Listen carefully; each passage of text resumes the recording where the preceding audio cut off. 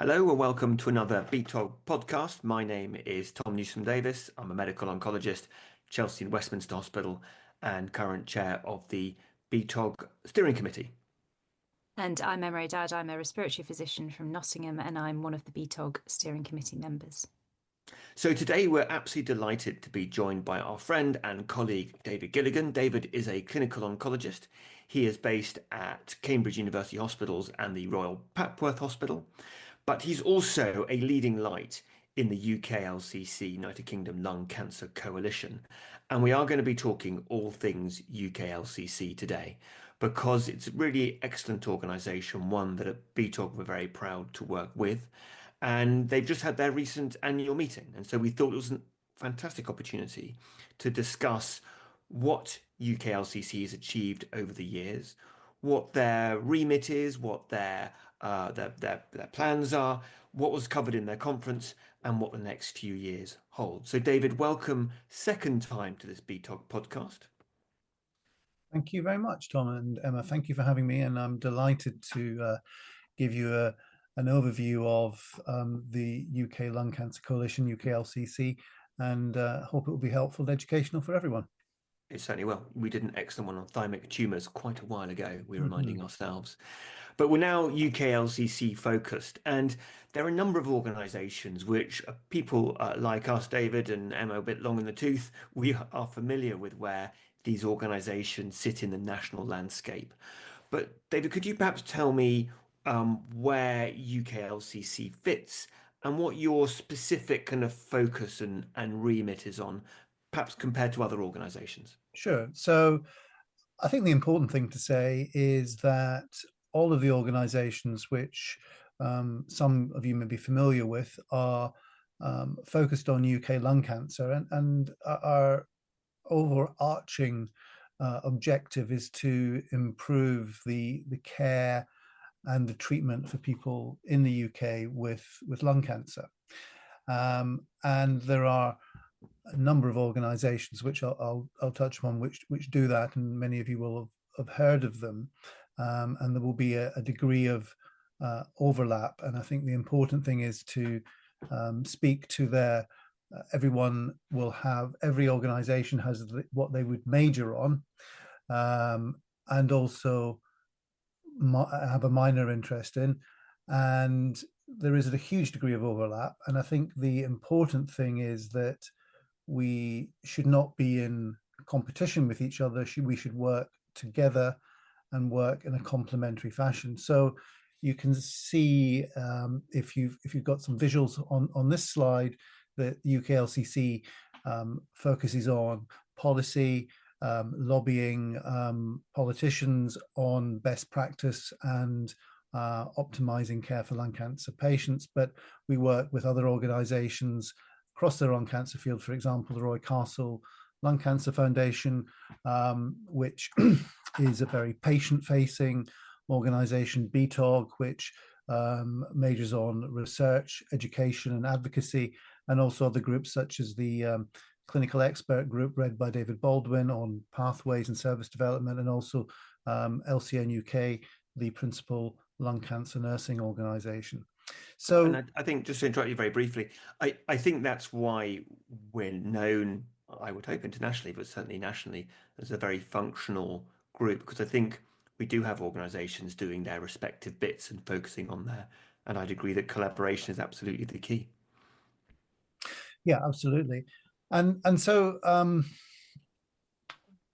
UKLCC has been around for 20 years. And this conference that we had earlier in November was to really celebrate 20 years of the UKLCC. It was set up by Mick Peake, a very eminent chest physician many years ago, and has achieved a great deal in its 20-year history. I've only been involved with it for the last 18 months or so. And one of the aims of the conference was to look back at 20 years and see how far we've come, but also to look at where we are now, and really importantly, to look to the future and actually work out, what might we be doing and what might we need to focus on in the next 10 or indeed 20 years. And talking about that time frame, one of the things you're famous for, UKLCC, you've got very catchy titles. You produce very nice review documents and guideline documents, policy documents. You had a really nice statement of 25 by 25. Can you just tell us a little bit about what that was? Because this is, of course, 2025. Yeah. What were you So hoping to achieve in that that? was about 10 years ago, before I was involved with UKLCC. It was very clear that, and we've talked, and it's talked about in many, many different fora, that lung cancer survival rates are very poor and lag behind many other tumor types. And indeed, in the United Kingdom, we lag behind other countries. And an ambition about 10 years ago was to increase the 5-year survivorship to 25% of people surviving lung cancer at 5 years by 2025. And that was set up, as I say, about 10 years ago, and was felt to be a realistic but challenging figure. It was looked at and thought that maybe, unfortunately, COVID came in the middle of that 10-year period, and that we maybe scuppered in our aims. But it was still an objective, and we did in the conference, and I can come back to this, talk a little bit about what actually we might be doing, because of course we're now in 2025, but we won't have full 5-year data on the 25-year on survivorship until 2030, of course, 5 years from now. But we can, to a certain extent, project that, and I can touch on that in a bit. So Emma's going to ask you in a second about that, but I want a one-word answer. Will you have achieved 25 by 25? Probably. Excellent. And I think it's good too. It was an excellent update day, because I was there, so I can definitely attest to that. But I think it'd be good to talk about some of the highlights. And obviously, from my perspective, I'm very interested in lung cancer screening, and there were some really positive updates, certainly from England and also from Wales, about lung cancer screening. And it would be good to maybe talk through some of those key highlights that were presented to us at the meeting. Yeah, thanks, Emma. So I think the first thing to say is that UKLCC is very much UK. We have to be a voice and an advocate for all 4 nations of the United Kingdom, and because we have devolved health systems in the 4 nations, that not everything moves at the same pace. So in England, we are fortunate to have a lung cancer screening program, which is now rolling out, and it hopefully will be completely rolled out to the entire population of England by 2030, although there is some doubt about that, and we want to try and make sure that that is the case, that it doesn't slip back, because we do know that lung cancer screening does save lives. And we had a talk from Sinan Eccles from Wales about how Wales are now coming on board, but Scotland is still lagging behind, and even further behind probably is Northern Ireland. And we need to work with our colleagues in the 4 nations to make sure that every part of the UK has a lung cancer screening program, because the data that we saw from NHS England, and we were really, really fortunate to have an update, was that, and many people will have heard of the success of the program so far. So we're at around about 40% of patients. It was presented that we're around about 40% of people eligible for screening have been contacted. And so about 2.8 million people have been invited to screen. And not to crunch too many numbers, but nearly 1 million people have had a CT scan. And the number of lung cancers diagnosed, for those of you able to see the slides, will show that about 8,500 lung cancers have been detected. But massively importantly, you can see that the majority of patients, about 3/4 or just over 3/4 of patients, are diagnosed with early stage disease, stage 1 and stage 2, and that will make a massive difference, because as we all know, early stage disease is curable, and that's what we're aiming for. Yeah, I think it's certainly incredibly positive and exciting messages, and I agree with you. It's really important that people in Scotland, Wales and Northern Ireland also have the same opportunities to benefit. And Neil Navani gave a really helpful overview, again, looking at this target of 25 by 25 and using some of the data from the National Lung Cancer Audit, which I think would also be helpful to kind of touch on as an output from the meeting.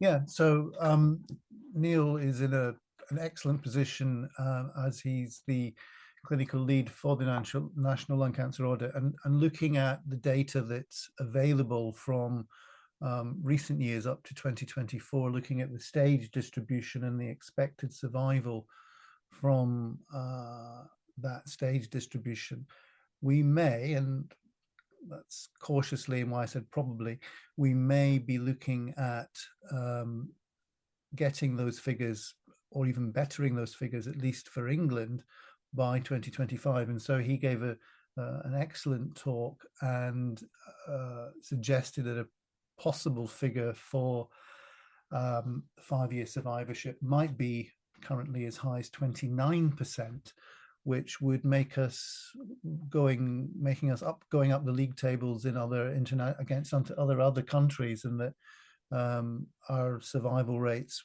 will be massively improved, and that there is a significant increase in 5-year survival, probably driven by a large part by screening. Now, obviously, we'll have to wait and see, but that was really very positive and very encouraging. It would be nice to see some international cancer benchmarking data where we don't look at the bottom of the graph, but we might actually be somewhere slightly higher up, wouldn't it? For absolutely, once. Yeah. So the other thing, David, I think that was covered in the meeting was genomic testing. No lung cancer meeting is complete without someone talking about it. UKLCC have produced a really excellent document in the spring, I think, of this year about genomic testing in lung cancer. What did you hear in your conference about it, and what updates were given? Well, I think the background is that we are really, really fortunate in this country to have access to both tissue genomics and now ctDNA. But it's very, very clear from speaking to clinicians and the frustrations that patients also report is the getting the results from genomic tests, particularly tissue genomic testing. We have national genomics set up and a national genomics service, but unfortunately, what we experience is that from getting the tissue from a biopsy to actually someone getting the genomics report in their hand that might be able to determine what treatment someone gets is far too long. And we produced a report back in March of this year showing that waits of 4 weeks or more are very, very common. And I think certainly through another group that I touched upon earlier, the clinical expert group has suggested that we should be able to do a 14-day turnaround from biopsy to getting a full set of results. What's needed to achieve that? I mean, is that purely logistics of getting the sample from hospital A to hospital B? Is it more technology, a better next generation sequencing? Are there any common themes that you found in that report? So yeah, we broke it down into 3 different areas really. The sort of pre-genomics, the actual genomics, and the post-genomics. And probably the biggest area is the pre-genomics, is the logistics and getting the tissue from the patient biopsy, whether that's CT biopsy or an EBIS or whatever, through the pathology lab into the genomics lab. And we had a presentation from the east of England, one of the clinical research fellows looking at the difficulty in getting tissue from A to B and how we might try and reduce that. And that's a big part of it. Within the genomics laboratory, there are challenges, and I think particularly workforce is one of them, that there are not enough clinical scientists and those actually working in genomics to get the samples through in a timely fashion. And also, to an extent, once the genomics results come out of the lab, making sure that the IT infrastructure is in a sufficiently good place so that when you get a result, you get a result, and that you don't have to look in too many different systems, or that gets lost in systems between hospitals and trusts. You actually get a result that you need in a timely and that sounds very familiar. I mean, in our hospital, our molecular pathology results arrive by PDF, which you can upload onto our EPR, but it will be as a separate document. It doesn't actually appear in the results section, which sounds to be very simple to do, but is actually remarkably challenging. Yeah, and it was presented that from the east of England that there was a significant, you may get a result out of the genomics lab, but you have to add on a number of days for that to actually get to the clinician that actually makes it work. So we're going to try and call for someone to have a greater oversight of the whole pathway, so that because everyone is invested in one particular part of the pathway and getting the sample to the path lab or getting the genomics through. But it appeared to us that no one had complete oversight of the whole pathway, and we need to identify who that might be and how that might work. And that's a piece of work that we will continue to push on. And I think one of the other areas actually that UKLCC has been very vocal about has been about inequities. And I think despite all of the hard work, there are still definitely inequities in access and deprivation causing problems with people being able to access care. And there were some really interesting spotlight talks that I think people spoke about at the UKLCC Day, and also have been published as part of the reports as well on inequities and what we can do to try and minimize those. Yes, there are many examples of inequality, and as you say, we had some really good presentations looking at people who decline care, even if they are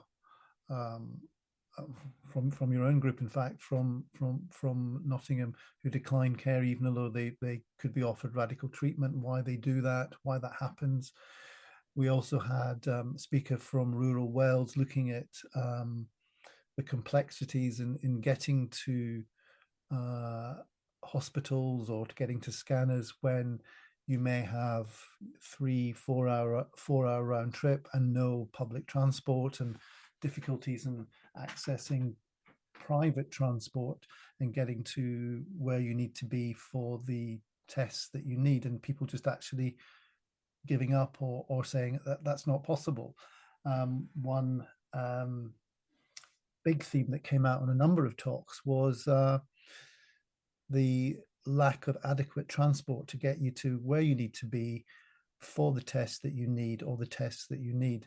And I think there needs to be a lot of focus on actually something as simple and as basic as transport, because I think the hospital transport system is broken. And if we can really focus on making sure that people who are far from the big centers can access all of the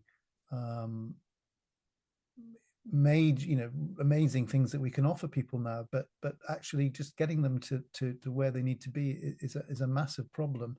And I've often said that for the price of a couple of cycles of immunotherapy, you could actually make an amazing transport service work. And it's really bonkers, but it's something that is so real. Yeah, I mean, it was fascinating that the lady from Wales was talking about how in some communities the last bus had stopped in September until next March, which was for some people their only means of getting out of their area. So yeah, it was fascinating, and that obviously also leads on to things like ability to achieve to undertake treatment, but then that links to survivorship, which is something else that I think was discussed both in terms of people who have had treatment and are living for a long time with the associated complications or additional requirements that has. Yeah, that was something that came out really, really strongly, that as part of the success of everything that's happened in the last 20 years, we do have people now who are long-term survivors, and that in itself brings a set of problems that we have to look at and tackle.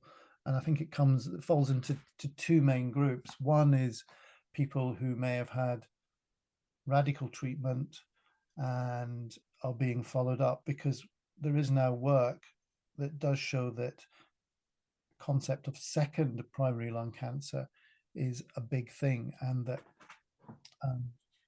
in our follow-up plans, we follow up people for 5 years and then perhaps discharge them. That is something that we may need to relook at that model, because we know that second primary cancer, not a metastasis, a second primary cancer will develop or could develop people at higher risk of developing it, but maybe not for more than 5 years, in the sort of 5 to 10-year bracket. And then something that I really do feel very passionate about is the concept of living with lung cancer. We now know that patients with targetable mutations, or some patients who are very successfully treated with immunotherapy, are now living with lung cancer as a chronic disease, not as an instant death sentence. And that we don't really understand the complexities of that, in particular effect on people's mental health and well-being, having to live with cancer and having the specter of your next scan coming around the corner, and the whole issue of just mental health and support. Anxiety is a very important factor now in living with lung cancer, having scans and then waiting for a very long time to get your report, and that has a very detrimental effect on your well-being. Absolutely. That second primary lung cancer stats is very interesting. In fact, it was after the BTOG 24 meeting I changed protocols in my hospital to continue follow-up up to 10 years in patients who would be fit enough for treatment, because you do pick up these second primary lung cancers. So one of the last things discussed in the meeting was workforce. This is rather pertinent in a week where we just come out of a resident doctor strike. We know that workforce is a huge challenge in all areas of the healthcare professionals. What were the thoughts in the meeting about workforce? I mean, there's been an attempt in the 10-year plan to try to get some long-term workforce planning, but it's enormously problematic. What did you hear in your meeting about this?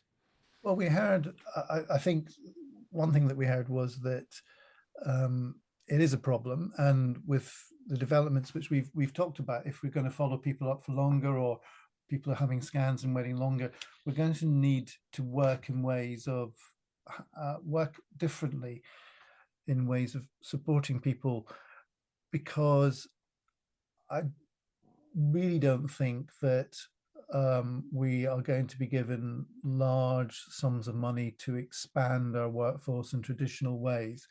So we have to work differently and look to make sure that roles are maybe moved around a little bit and redefined, so or use other means. So we had a talk on using AI in our clinics, and how we might be able to better use that to, say, get scan reports or enable people to do work more efficiently, because I don't think there's going to be a whole lot of new people coming along paid for by extra money. We know that there are areas that are particularly stretched, such as radiology and pathology, but also lung cancer nurses are very, very stretched. And one very interesting talk that we had from lung cancer nursing UK was looking at patient navigators. So really, not so much the back office function of, although it's very important that we have back office function of people looking at moving people through the cancer pathway, but actually someone who can be a patient advocate, if you like, for a particular patient, making sure that they know the basic logistics of when they have to come to hospital, why they're coming to hospital, what tests they're having and when they're having it, and almost to be their non-medical friend in guiding them through the pathway. And the role of a patient navigator is becoming increasingly more important, and that has very positive implications in that these people are not medically qualified, and I think a lot of patients may feel more of an affinity that they're not speaking to someone medical, they're more speaking to a friend who's getting them through the pathway. But also equally, we need to make sure that if we do develop patient navigators, that everybody knows what everybody does, because another aspect is that you've got lung cancer nurse specialists, you've got acute oncology nurses, you've got cancer navigators, and it's important that patients realize who does what and who they should contact if they need to get help or support. But I think a patient navigator will hopefully be someone who can take some of the burden of work off lung cancer nurse specialists, particularly when it's more of the pure logistical work of getting patients into appointments and investigations. And I think we've now looked at all of the really incredible work that UKLCC has done over the past 2 decades. And I wonder if we might be able to talk briefly about where you can see things going from UKLCC. Looks like we've just lost Tom, but I think we can talk through this bit absolutely fine. So where in the sort of short and medium term, and also what the overarching ambition is from the day, because you've got a new tagline that you'll be using for so hopefully we have achieved 25 by 25, although as I say, we won't know that for a few years yet, but screening has made and is making a real difference. And so one of our main objectives moving forward is, as we've already mentioned, is to roll out screening to all 4 nations of the UK and make sure that we will have that for all 4 nations and have a new strap line, which will be 35 by 35, which would be a 35% 5-year survivorship for patients diagnosed with lung cancer by 2035, but for the whole of the UK, not just one part of the UK. And that's going to be one of our major work plans for the next few years, on top of a lot of what was discussed already at the conference. And I think that would be an incredible achievement if in 10 years' time we were all sat here talking about how UK, as you said, for the all 4 nations, survival is 35% or better by 2035. And obviously there is a way to go. And also, I think we were going to just mention as well, there are some regional meetings, because you're trying to have more of a footprint within different regional lung cancer cancer alliances, or whatever they are going to be called.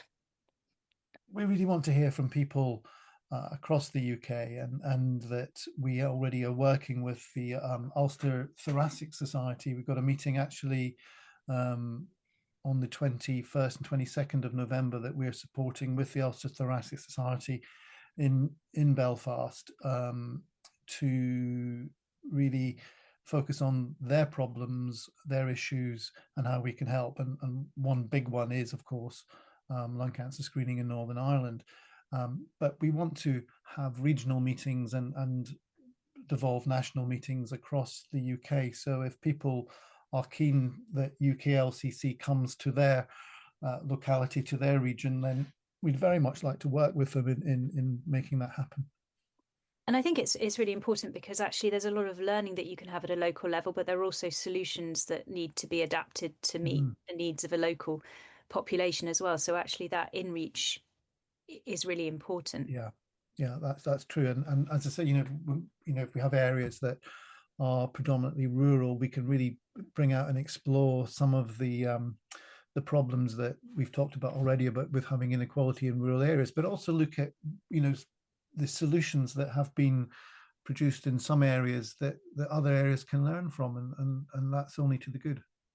And I think there are a lot of reports actually available on the UKLCC website that have been produced previously that have a lot of these cases and local examples of good practice. So if people want to go to the website, they can have a look at some of those previous reports, which I've read a lot of them, and they're really interesting and some really great ideas and suggestions. Yeah, so indeed, I mean, I think that the UKLCC has produced about almost 20 reports over its 20 years, almost one a year, and they are all available on the UKLCC website. So that's UKLCC at uklcc.org, and please use that as a resource. Yeah.